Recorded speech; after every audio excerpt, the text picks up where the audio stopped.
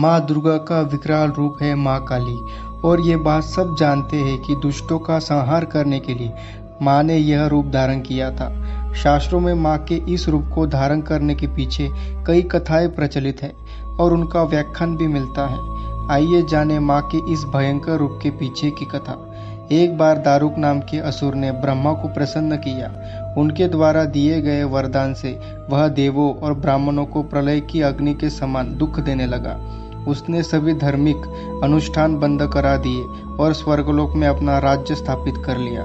सभी देवता ब्रह्मा और विष्णु के धाम पहुँचे। ब्रह्मा जी ने बताया कि यह दुष्ट केवल स्त्री द्वारा मारा जाएगा।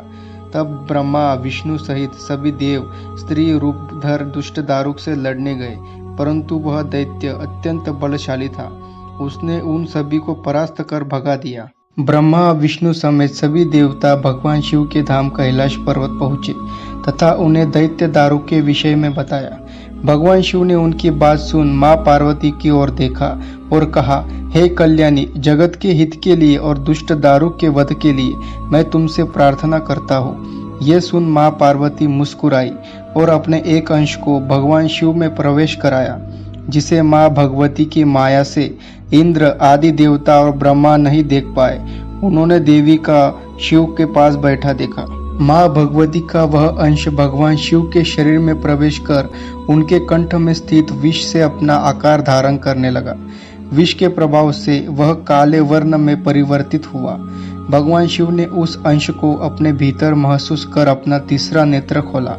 उनके नेत्र द्वारा भयंकर विकराल रूप काले वर्ण वाली माँ काली उत्पन्न हुई। माँ काली के लालट से तीसरा नेत्र और चंद्र रेखा थी।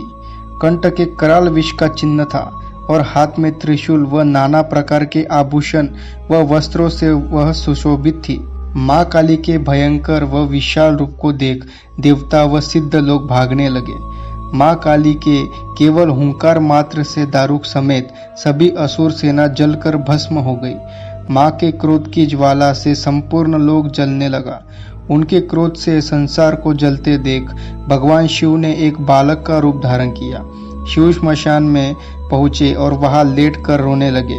जब माँ काली ने शिव रूपी उस बालक को देखा तो वह उनके उस रूप से मोहित हो गई। वात्सल्य भाव से उन्होंने शिव को अपने हृदय से लगाया तथा अपने स्तनों से उन्हें दूध पिलाने लगी। भगवान शिव ने दूध के साथ ही उनके क्रोध का भी पान कर लिया। उनके उस क्रोध से 8 मूर्ति हुई जो क्षेत्रपाल कहलाई। शिवजी द्वारा माँ काली का क्रोध पी जाने के कारण वह मूर्छित हो गई। देवी को होश में लाने के लिए शिवजी ने शिव तांडव किया। होश में आने पर माँ काली ने जब शिव को नृत्य करते देखा तो वे भी नाचने लगी, जिस कारण उन्हें योगिनी भी कहा गया।